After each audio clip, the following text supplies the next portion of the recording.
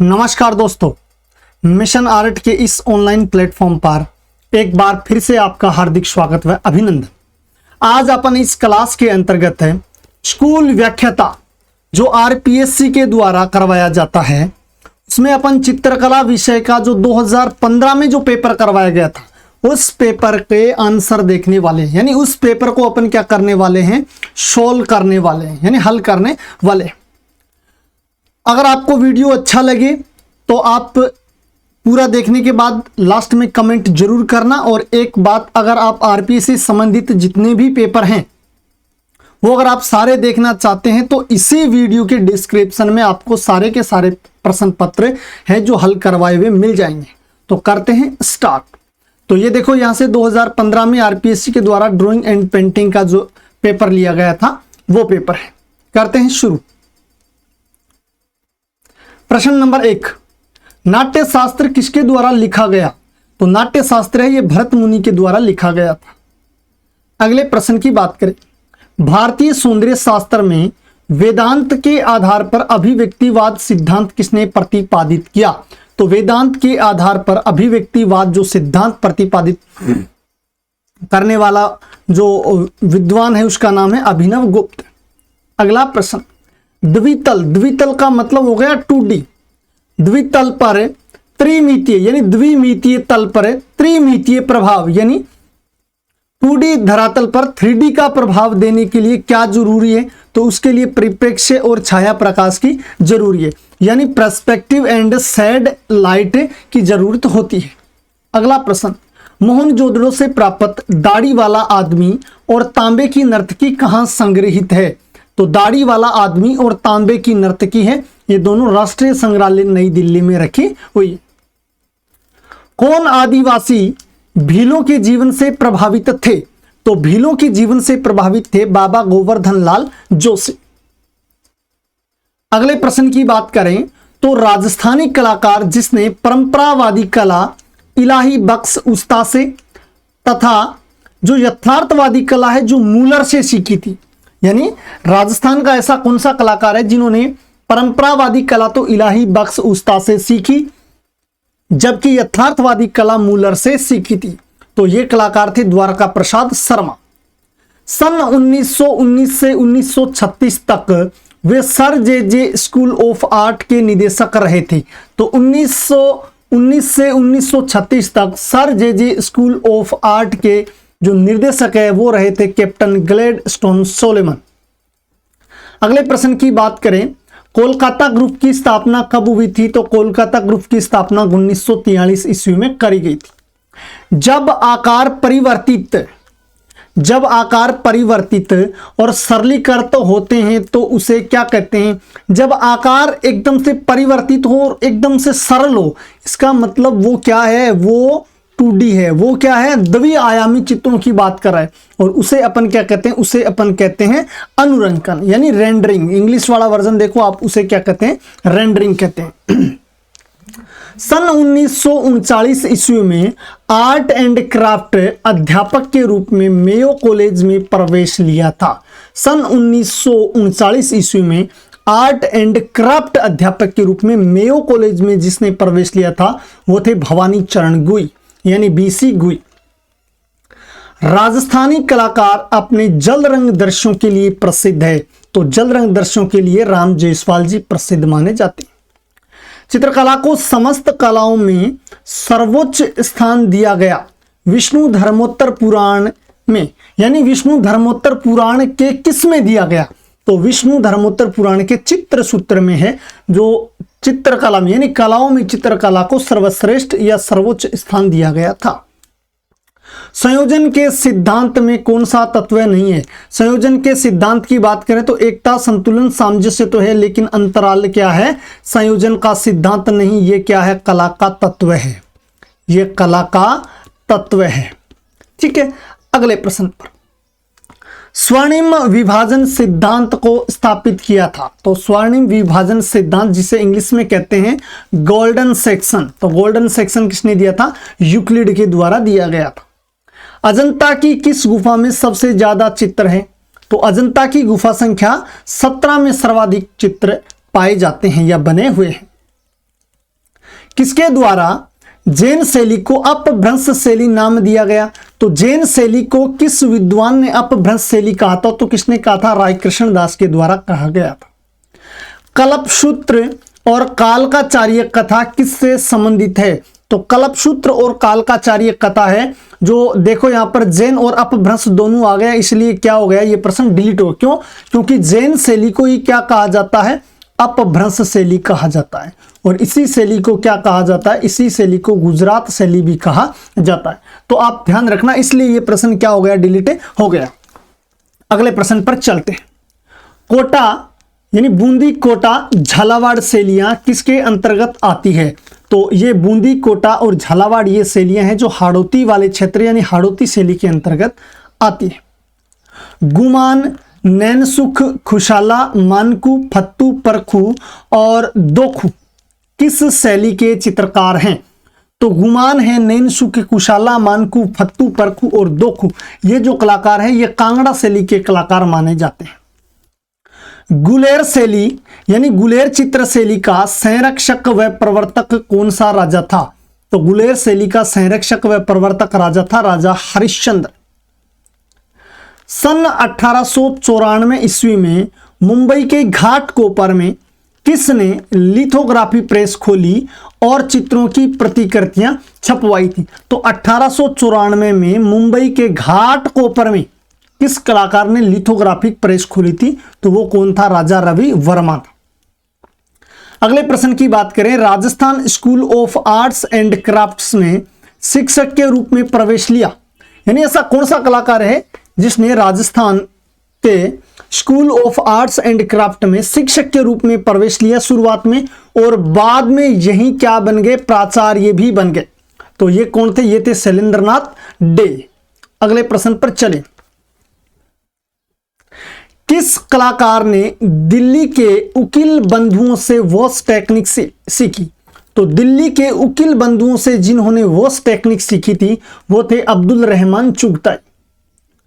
कौन से वर्ष में Indian society of oriental art की स्थापना करी गई? तो Indian society of oriental art की स्थापना 1907 में करी गई, और स्थापना करने वाले कौन थे? ये थे अवनींद्रनाथ टैगोर। और अवनींद्रनाथ टैगोर के साथ कौन थे? गगनेंद्रनाथ टैगोर। किसने सर्वप्रथम प्राचार्य के रूप में विश्व भारती कला भवन में प्रवेश लिया? ये प्रश्न भी इन्होंने क्या दिए गए ऑप्शन के आधार पर ये गलत हो गया। ठीक है, तो सबसे पहले ये प्रश्न ऐसे पूछता तो सही रहता। सबसे पहले विश्व भारती में जो अध्यक्ष के रूप में किसको नियुक्त किया गया था? तो वो नंदलाल बोस को नियुक्त किया गया था। और ये ऑप्शन में क्या है, वास्तविकता में तो ये नंदलाल बोस ही मानना चाहते थे, लेकिन ऐसा कुछ हुआ ही नहीं कि विश्व भारती में प्राचार्य के रूप में सबसे पहले नंदलाल बोस ने मतलब जो कार्यगृह ने वो संभाला था। तो ये ऑप्शन, इस वजह से ये प्रश्न भी क्या हो जाता है? डिलीट हो जाता है। अगला प्रश्न, कला शब्द का प्रयोग सर्वप्रथम किस वेद में हुआ? तो कला शब्द की बात करें तो कला के लिए सबसे पहले जिस शब्द का प्रयोग हुआ तो वो कौन सा था? शिल्प था। किस वेद में हुआ? तो वेद था ऋग्वेद। अगले प्रश्न की बात करें, भारतीय साहित्य में सौंदर्य को सामान्यतः किसके साथ संबंधित किया जाता है? सौंदर्य यानी ब्यूटी को किसके साथ संबंध किया जाता है? तो ब्यूटी का संबंध है किसके साथ? रस के साथ। अगला प्रश्न, समाज की भौतिक आवश्यकताओं की पूर्ति किस कला द्वारा होती है? तो भौतिक आवश्यकताओं की पूर्ति है ये उपयोगी कला के द्वारा होती है। अगले प्रश्न पर बात करें तो 7 रंगों को एक वृत्त में घुमाने को कहा जाता है। अगर 7 रंगों को एक वृत्त में घुमाए, यानी ये क्या कहता है कि colour spectrum bent into a circle is called, यानी 7 रंगों को एक वृत्त में अगर अपन गोलाकार में घुमाएं तो उसको क्या कहते हैं? उसको कहते हैं कलर व्हील। इंग्लिश वर्जन देखो ध्यान से, क्या है? Colour wheel. तो कलर व्हील को हिंदी में कहते हैं रंग चक्र। तो इसे क्या कहते हैं? रंग चक्र कहते हैं। निम्नलिखित में से त्रिआयामी कला कौन सी? त्रिआयामी का मतलब होता है 3 डायमेंशन, 3 डायमेंशन, 3 आयामी जिसके 3 आयाम हो, लंबाई, ऊंचाई और चौड़ाई। लंबाई, चौड़ाई और ऊंचाई या गहराई की बात करें तो ये क्या छायांकन में नहीं है, चित्रकला में नहीं है, छापा में नहीं है, क्या है? मूर्तिकला में मिलता है। वसली क्या है? तो वसली कागज है, यानी कागज पर चित्रण हेतु उपयुक्त क्या है, एक धरातल है वसली। भारत में वोस तकनीक का आरंभ किसने किया था, तो वोस तकनीक यानी वोस तकनीक का जो आरंभ है ये अवनींद्रनाथ टैगोर के द्वारा किया गया था। कलाओं में चित्रकला को सर्वोच्च स्थान किस पुराण में दिया गया, तो कलाओं में चित्रकला को सर्वोच्च स्थान विष्णु धर्मोत्तर पुराण में दिया गया था। सिंघनपुर ये एक प्राग ऐतिहासिक स्थल है, ये किसके लिए प्रसिद्ध है, तो ये प्राग ऐतिहासिक शिला चित्रों के लिए प्रसिद्ध माना जाता है। अगले प्रश्न की बात करें तो चैत्य गुफाओं का उपयोग किया जाता था, तो चैत्य गुफाओं का उपयोग है जो पूजा के लिए किया जाता था, यानी पूजा हेतु किया जाता था। अजंता की कौन सी गुफाओं का समूह है हीनयान संप्रदाय से संबंधित है, तो अजंता की गुफा संख्या 8 से 13 का जो संबंध है ये हीनयान यानी बौद्ध धर्म के हीनयान संप्रदाय से संबंधित माना जाता है। जैन धर्म के कौन से संप्रदाय से अपभ्रंश कला शैली का विकास हुआ, तो अपभ्रंश कला शैली का विकास जैन धर्म के श्वेतांबर संप्रदाय से हुआ था। अगले प्रश्न पर चलते हैं। रजमनामा किस भारतीय ग्रंथ पर आधारित है, तो रजमनामा ये महाभारत जो ग्रंथ है भारतीय ग्रंथ उस पर आधारित है। मंसूर किसके दरबार का सुपरिचित चित्रकार था, तो उस्ताद मंसूर की बात करें तो उस्ताद मंसूर जहांगीर के काल का प्रसिद्ध चित्रकार पशु पक्षी चित्रकार माना जाता है।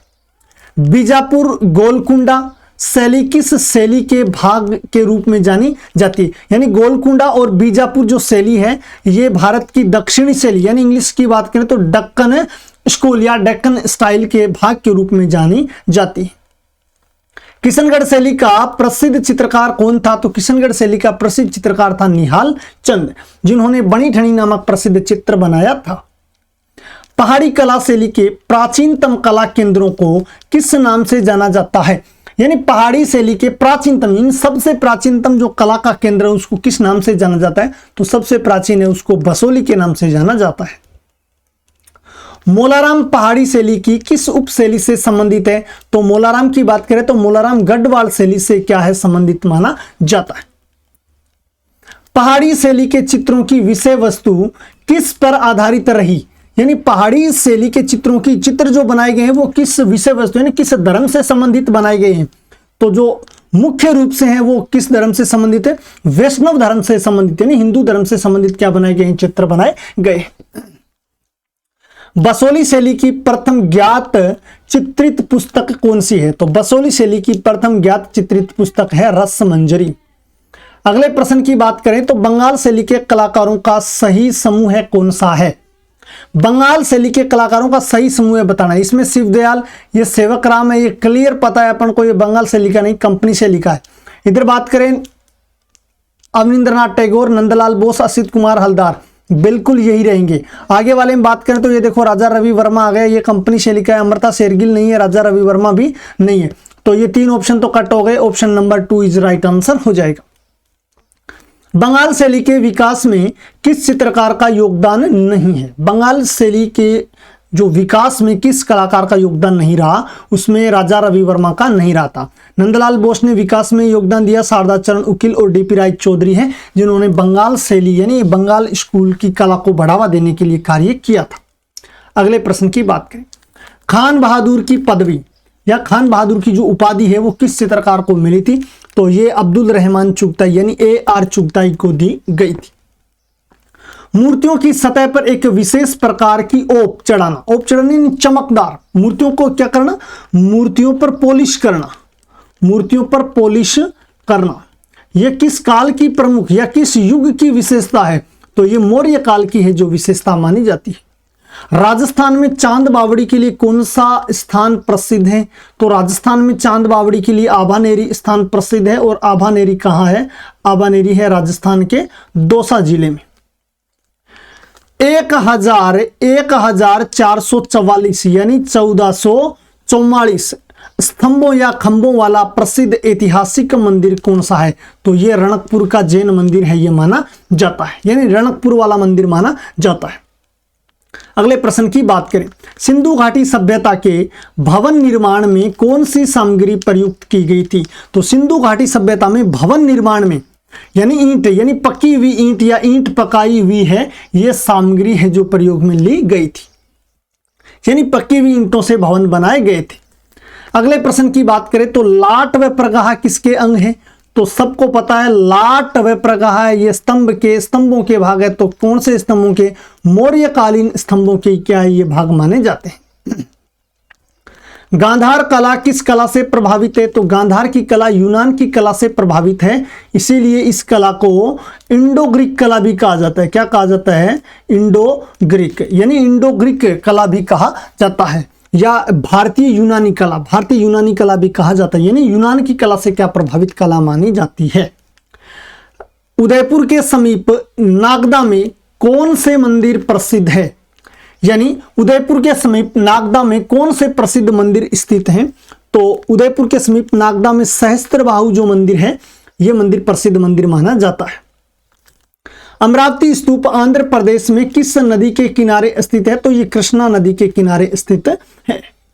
राजस्थान के उस मूर्तिकार का नाम बताइए जिसे सन 2010 में पद्म श्री सम्मान से नवाजा गया था। तो वो कौन सा था? अर्जुन लाल प्रजापति।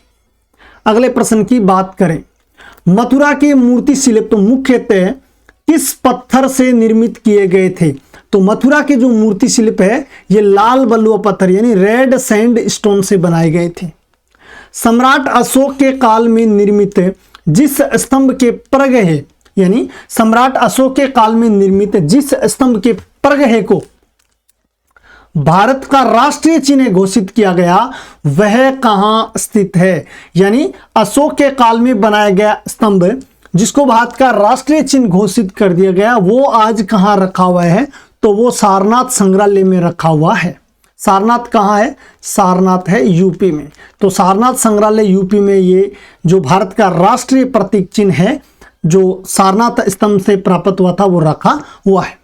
अगले प्रश्न की बात करें, ट्रायम्फ ऑफ लेबर, इधर देखो, ट्रम्फ ऑफ लेबर, मजदूरों का विजय उल्लास, या यूं बात करें तो इसे क्या कहते हैं? श्रम की जीत। क्या कहते हैं? श्रम की जीत या श्रम की विजय।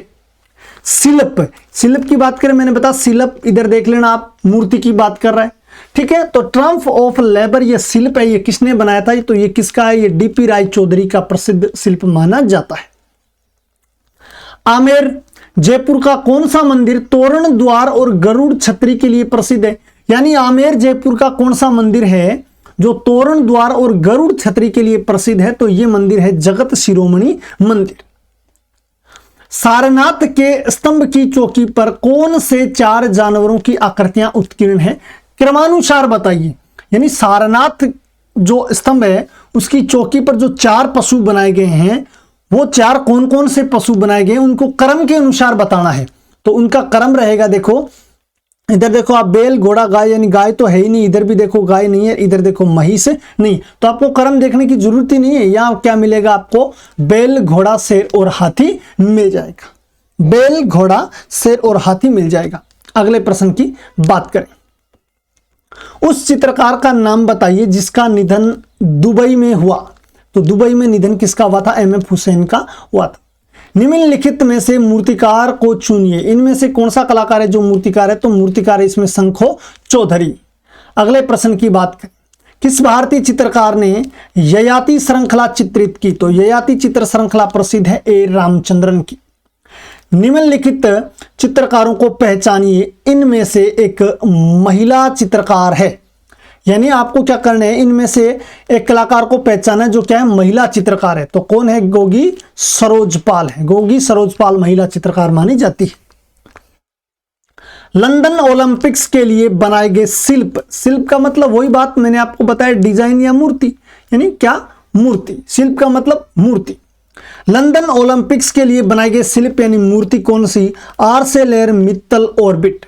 तो आर्सेलर जो मित्तल ऑर्बिट है इसकी परिकल्पना किसने की थी? कलाकार का नाम बताइए। तो आर्सेलर मित्तल ऑर्बिट की परिकल्पना अनिश कपूर के द्वारा करी गई थी। निम्नलिखित में से किस कलाकार को कलाविद सम्मान मिला था? तो कलाविद सम्मान इनमें से मिला था पीएन चोयल को, परमानंद चोयल। प्रथम भारतीय चित्रकार जिन्होंने तेल चित्रण में महारत हासिल की थी उसका नाम बताइए। यानी प्रथम भारतीय चित्रकार जिन्होंने तेल चित्रण में महारत हासिल करी थी वो कलाकार थे राजा रवि वर्मा। कौन से चित्रकार को भारतीय घनवादी चित्रकार कहा जाता है? तो घनवादी चित्रकार गगनेंद्र नाथ टैगोर को कहा जाता है। शोक, क्रोध, भय और जुगुप्सा किस रूप में जाने जाते हैं? तो ये क्या है? ये स्थायी भाव है। शोक, क्रोध, भय, जुगुप्सा है, ये सारे क्या है? ये स्थायी भाव है। उस भारतीय दार्शनिक का नाम बताइए जिसने नौवें रस का परिचय दिया। तो नौवें रस का परिचय दिया था किसने? अभिनव गुप्त ने दिया। तो कौन सा बताया था? उन्होंने बताया था शांत रस। अभिनव गुप्त ने नौवां रस बताया था, और वो भी कौन सा बताया था? शांत रस बताया था। अगले प्रश्न पर चलते हैं। कामसूत्र के प्रसिद्ध टीकाकार का नाम बताइए। तो कामसूत्र के प्रसिद्ध टीकाकार है कौन सा? पंडित यशोधर। अगला प्रश्न की बात करें। संयोजन के सिद्धांत है, इनमें से कौन सा संयोजन का सिद्धांत है? तो सहयोग, सामंजस्य, संतुलन, प्रभाविता, प्रवाह और प्रमाण। ये option number 2 is right answer हो जाएगा। अब गलत की बात करें तो देखो रेखा, इसमें देख लो कला का तत्व है, रेखा रूप, ये कला के तत्व आ गए, कट हो गए। इसमें भी देखो रेखा और रूप आ गया, और इधर देखो क्या आ गया? अंतराल आ गया। इसलिए ये 3 ऑप्शन नहीं हो सकते। सहयोग, सामंजस्य, संतुलन, प्रभाविता, प्रवाह और प्रमाण, ये क्या है? संयोजन के सिद्धांत माने जाते हैं। बहुत इंपॉर्टेंट प्रश्न है, याद कर लेना आप। निम्न में से कौन सा समीपवर्ती वर्ण नहीं है? इनमें से समीपवर्ती, समीपवर्ती का मतलब है निकटतम कलर कौन सा नहीं है? पीला है। पीले के बाद बात करें तो अपन पीला नारंगी भी होता है, पीला नारंगी भी होता है इन्हीं का, और इन्हीं से किससे? नारंगी। ठीक है, यानी पीला और नारंगी इन दोनों से मिलकर कलर कौन सा बोला? पीला नारंगी। तो पीला, पीला नारंगी और नारंगी, इन कलर में कौन सा कलर नहीं मिला सकता है? इन कलरों में अपन नीला कलर नहीं मिला सकते। इसलिए option number 4 is right answer हो जाएगा। यानी पीला, पीला नारंगी और नारंगी, ये तीनों तो क्या है? ये तीनों तो समीपवर्ती रंग है, लेकिन ये जो नीला है ये समीपवर्ती रंग नहीं है। भीमबेटका गुफाओं की खोज निम्नलिखित में से किसके द्वारा की गई? तो भीमबेटकाओं की खोज है ये प्रोफेसर वाकणकर यानी वीएस वाकणकर के द्वारा करी गई थी। प्राग ऐतिहासिक चित्रकार रंगों में मिलाता था। क्या मिलाता था? ये पशुओं की चर्बी को मिलाया करता था। मरणासन राजकुमारी का चित्र चित्रित है। तो मरणासन राजकुमारी का चित्र है ये अजंता की गुफा संख्या 16 का प्रसिद्ध चित्र माना जाता है। कौन सा? अजंता की गुफा संख्या 16 का बहुत ही प्रसिद्ध चित्र माना जाता है। अगले प्रश्न की बात करें। बाघ की गुफा चित्रों का सर्वप्रथम परिचय 1818 ईस्वी में निम्नलिखित में से किस विद्वान द्वारा पत्रिका के माध्यम से दिया गया? तो बाघ गुफाओं का परिचय 1818 ईस्वी में लेफ्टिनेंट डैगरफील्ड के द्वारा दिया गया था। अवलोकितेश्वर, अगले प्रश्न। अवलोकितेश्वर बोधिसत्व का चित्र अजंता की किस गुफा में चित्रित है? तो अवलोकितेश्वर बोधिसत्व यानी पद्मपाणि बोधिसत्व का यह चित्र अजंता की गुफा संख्या 1 में चित्रित माना जाता है। सैकड़ों रंगीन अपभ्रंश शैली के चित्रों का प्रकाशन करने वाले चित्रकल्प ध्रुव जैसे महत्वपूर्ण ग्रंथ का सर्वप्रथम प्रकाशन किया गया था। तो सैकड़ों रंगीन अपभ्रंश शैली के चित्रों का प्रकाशन करने वाला ग्रंथ था कौन सा? कल्प, चित्रकल्प ध्रुव। यह महत्वपूर्ण ग्रंथ है। यह सर्वप्रथम किसके द्वारा प्रकाशित किया यानी प्रकाशन किया गया था? यह किया गया था श्री साराभाई माणिकलाल के द्वारा। जैन शैली में क्रमशः महावीर, पार्श्वनाथ, नेमिनाथ व ऋषभनाथ तीर्थंकरों के लिए कौन से रंगों का प्रयोग हुआ है? तो सबसे पता है सबसे पहले बात करें महावीर, यानी महावीर के लिए जो महावीर का कलर है वो कौन सा है? वो पीला कलर है। महावीर के लिए कौन सा कलर है? पीला है। तो ये दो तो आप सीधा सीधा ही क्या कर दो? हटा दो। फिर बात करें अपन पार्श्वनाथ, तो पार्श्वनाथ का कलर है जो नीला कलर है। तो पार्श्वनाथ के लिए कलर कौन सा है? नीला। तो इसलिए ऑप्शन नंबर 1 भी क्या हो जाएगा? कट हो जाएगा। फिर बात करें अपन नेमिनाथ, यानी नेमिनाथ के लिए कौन सा कलर है? काला कलर है। जबकि ऋषभनाथ है या ऋषभ देव है, इसके लिए कौन सा कलर है? ये स्वर्णिम यानी सुनहरा कलर है, ये माना जाता है। तो option number 3 is right answer हो जाएगा। गायक दल का भित्ति चित्र बाघ में चित्रित है, यानी गायक दल का भित्ति चित्र बाघ की किस गुफा में चित्रित है? तो ये बाघ की गुफा संख्या 4 में चित्रित माना जाता है। प्रसिद्ध चित्रकार बिहजाद किस सम्राट के समयज्ञ यानी समानांतर थे? तो प्रसिद्ध चित्रकार जो बिहजाद है ये बाबर के क्या माने जाते हैं? समानांतर माने जाते हैं। अकबरनामा का प्रसिद्ध चित्र कौन सा है? तो अकबरनामा का जो प्रसिद्ध चित्र है वो है राजकुमार सलीम के जन्म का आनंद उत्सव। यानी सलीम का जन्म ही मान लो आप, सलीम का जन्म या जहांगीर का जो जन्म है वो माना जाता है। यानी राजकुमार सलीम के जन्म का आनंद उत्सव है, ये अकबरनामा का सर्वश्रेष्ठ चित्र या सबसे प्रसिद्ध चित्र माना जाता है। मंसूर किस चित्रण में सिद्धहस्त कलाकार था? तो उस्ताद मंसूर बात करें तो उस्ताद मंसूर है ये जहांगीर के काल का पशु पक्षी व वनस्पति का चितेरा माना जाता है। बिहजाद यानी बीजापुर के विशाल दुर्ग, संत मंजला महल, गोल गुबंद आदि विशाल भवनों में भवन है, इन भवनों में यानी कौन सी शैली की बात करें तो स्थापत्य का उत्तम समन्वय दिखाई देता है। यानी बीजापुर के जो विशाल दुर्ग हैं, संत मंजला महल है, गोल गुबंद है, ये जो विशाल भवन है इनमें स्थापत्य की कौन सी शैली नजर आती है, कौन सी शैली का समन्वय नजर आता है। तो एक तो अपन पता है बीजापुर वाले क्षेत्रों पर मुस्लिम जो शासक थे उनका अधिकार हो गया था, यानी आदिल शाही वंश वगैरह उनका अधिकार हो गया। तो एक तो मुस्लिम है, इसलिए जिसमें मुस्लिम नहीं है उसको क्या कर दो, हटा दो आप, ये तो क्लियर ही हट गया। और बचा क्या है, हिंदू, क्योंकि हिंदुस्तान में था, यहाँ पर हिंदू चित्रकार भी कार्य किया करते थे, इसलिए हिंदू और मुस्लिम इसका क्या हो जाएगा, सही आंसर हो जाएगा। अगले प्रश्न की बात करें, कौन से ग्रंथ में चोर पंचाशिका ग्रंथ का श्रेष्ठ चित्र है? यानी इनमें से कौन सा चित्र है जो चोर पंचाशिका ग्रंथ का सर्वश्रेष्ठ चित्र है?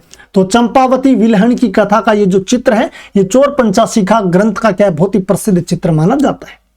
सावंत सिंह का उपनाम क्या था? सावंत सिंह का उपनाम था नागरीदास। कोटा शैली का प्रमुख चित्र कौन सा है? तो कोटा शैली का प्रमुख चित्र है कौन सा, हाथियों की लड़ाई। कंपनी शैली की मुख्य अध्येता थी तो जो कंपनी शैली है इसकी जो मुख्य अध्येता है ये कुमारी आर्चर को यानी मिसेज आर्चर को माना जाता है। 1860 ईस्वी में, या अब बात करें तो 1861 ईस्वी सही आंसर, ठीक है सही। तो 1860 ईस्वी में भारत के प्रथम पुरातत्व निदेशक कौन बने थे? तो 1861 सही आंसर है, याद रखना आप। 1861 या 1860 में भारत के प्रथम पुरातत्व निदेशक बने थे अलेक्जेंडर कनिंघम, जिसे भारतीय पुरातत्व विभाग का जनक भी कहा जाता है। राजा रवि वर्मा के कला गुरु कौन थे? तो राजा रवि वर्मा के कला गुरु थे अल्लागिरि नायडू। अगले प्रश्न पर चले, विदेशी होने के बावजूद भी किस कलाकार ने या किसने कला शिक्षक के रूप में भारतीय कला को अपनाने के लिए कहा था? तो विदेशी होने के बावजूद भी एक ऐसा विद्वान था या ऐसा कलाकार था जिन्होंने, या ऐसा व्यक्ति था या ऐसा शिक्षक था जिन्होंने भारतीय कला को अपनाने के लिए भारतीय छात्रों को प्रेरित किया था, वो कौन थे? ईवी हेवन। बात करें स्तूप चैत्य विहार किस युग की देन है? तो स्तूप चैत्य और विहार ये गुप्त काल की देन मानी जाती है, सॉरी ये शुंग काल की देन मानी जाती है, गुप्त काल की नहीं, ये शुंग काल की देन मानी जाती है। यानी स्तूप चैत्य विहार किस युग की देन है? ये शुंग काल की देन मानी जाती है। अगले प्रश्न पर चले, शुंगकालीन शिल्प किस धर्म से प्रभावित थे? तो शुंगकालीन जो शिल्पों की बात करें तो उसमें देखो इधर मुस्लिम आ गया ना, बिल्कुल हो ही नहीं सकता, इधर भी मुस्लिम हो गया, नहीं है। इधर देखो सिख भी नहीं है, तो ऑप्शन बचा ही क्या है, एक ही बचा है, कौन सा? बौद्ध, जैन और ब्राह्मण। बौद्ध, जैन और ब्राह्मण धर्म से शुंगकालीन शिल्प है ये क्या थे? प्रभावित माने जाते हैं। सांची स्तूप की खुदाई विशेषतः किसकी नक्काशी के समान जान पड़ती है? यानी ये बात करें किसकी नक्काशी के समान जान पड़ती है? तो ये हाथी दांत की नक्काशी जान पड़ती है। यानी सांची स्तूप की जो खुदाई है, यहाँ पर जो मूर्तियां बनाई गई है वो ऐसे लगता है कि हाथी दांत पर बनाई गई मूर्तियां, ऐसा प्रतीत होता है। बरहुत में सांची की भांति किस प्रकार की मूर्तियों का क्या अभाव रहा? तो बरहुत और सांची में इनमें से कौन सी मूर्तियों का क्या रहा? अभाव रहा था। तो यहां पर तीर्थंकरों की मूर्तियां नहीं बनाई गई थी। अगले प्रश्न की बात करें, बुद्ध के पूर्व जन्म पर आधारित कथाएं कहलाती है। तो बुद्ध के पूर्व जन्म पर जो आधारित जो कथाएं, उन कथाओं को क्या कहा जाता है? जातक कथाएं कहलाती है। बौद्धों में मूर्ति पूजा का समर्थक संप्रदाय क्या कहलाया?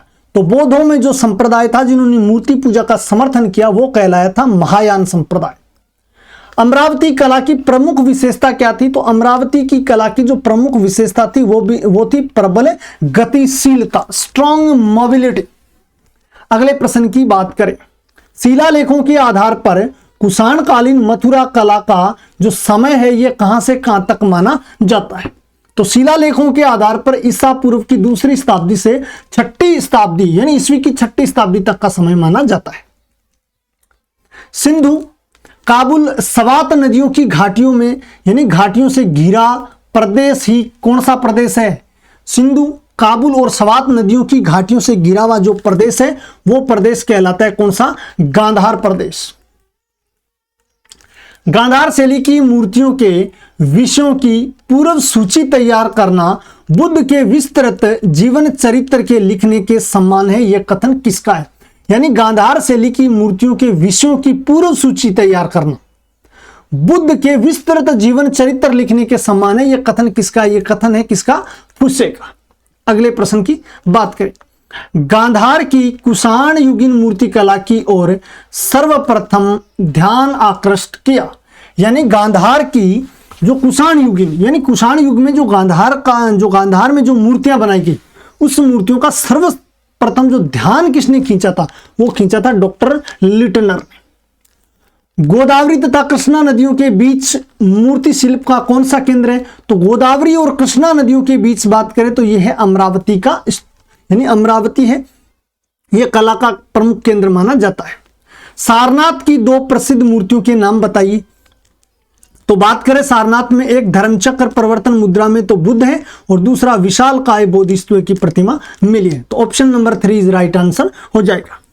धर्मराजी का स्तूप किस सम्राट द्वारा बनाया गया? तो यह सम्राट अशोक के द्वारा बनाया गया था।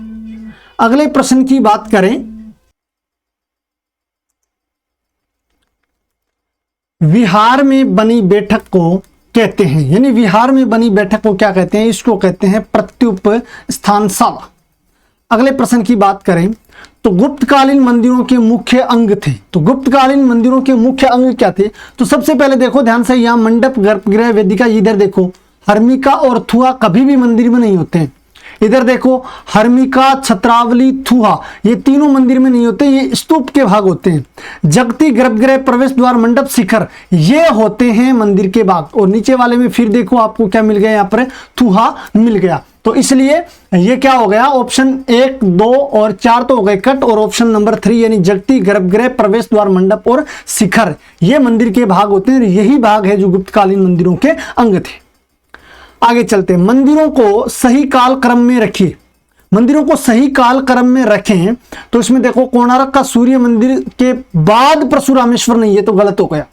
परशुरामेश्वर के बाद जगन्नाथ सही है, फिर खजुराहो, फिर कोणार्क का सूर्य मंदिर। Option number 2 is right answer. ये किसके आधार पर बताना है? ये बताना है निर्माण के आधार पर, यानी मंदिरों का पहले कौन से मंदिर का निर्माण हुआ, उसके बाद कौन सा, और उसके बाद कौन सा, और उसके बाद कौन सा। तो इसमें सबसे पहले परशुरामेश्वर, फिर जगन्नाथ, फिर खजुराहो और फिर कोणार्क का सूर्य मंदिर।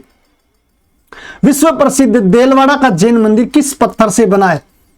तो देलवाड़ा के जैन मंदिर कहां है? ये है माउंट आबू। माउंट आबू, और माउंट आबू कहां है? माउंट आबू है सिरोही में। माउंट आबू कहां है? माउंट आबू है सिरोही में। और ये मंदिर किससे बने हैं? ये संगमरमर के बने हुए मंदिर हैं। चित्तौड़गढ़ के कालिका माता मंदिर का निर्माण किस राजा के द्वारा किया गया? तो चित्तौड़गढ़ के कालिका माता मंदिर का निर्माण राजा मानभंगा के द्वारा करवाया गया था। देलवाड़ा स्थित तेजपाल मंदिर की बड़ी अलंकृत छत को क्या कहा जाता है? यानी देलवाड़ा में जो तेजपाल मंदिर है उसमें जो बड़ी छत अलंकृत है जिसे कटोरक कहा जाता है, यानी मंडप कटोरक, उसको क्या कहा जाता है? उसको रंग मंडप का कटोरक कहा जाता है। आगे चलते हैं। देलवाड़ा के अधिकांश देवालय की प्रतिमाओं से सुशोभित है, यानी देलवाड़ा के जो अधिकांश मंदिर है उनमें किसकी प्रतिमाएं हैं? तो देलवाड़ा के जैन मंदिरों में अपन को पता है आदिनाथ और ऋषभनाथ की, आदिनाथ है या ऋषभनाथ, या आदिनाथ और ये ऋषभनाथ है, इनकी जो मूर्तियां हैं ये प्रमुख रूप से अपन को देखने को मिल जाती। उषारानी हुजा के मूर्ति शिल्पों पर का प्रभाव था, यानी किसका प्रभाव था? तो इसका हेनरी मूर का प्रभाव नजर आता है। आईफेक्स यानी all India fine arts and craft society की स्थापना में किसका अमूल्य योगदान था? तो जो आईफेक्स है इनके निर्माण में, स्थापना में जिसका अमूल्य योगदान था वो कौन थे? उकील बंधु। अगले प्रश्न पे चले। मैसूर व बनारस हिंदू विश्वविद्यालय, यानी मैसूर व बनारस हिंदू विश्वविद्यालयों से डॉक्टर की मानद उपाधि किसको मिली थी? ये मिली थी एमएफ हुसैन को, मकबूल फिदा हुसैन।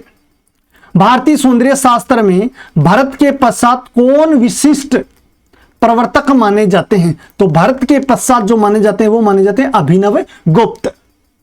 आधुनिक कला का जन्मदाता किसे माना जाता है? तो आधुनिक कला का जन्मदाता माना जाता है पॉल सेजान को।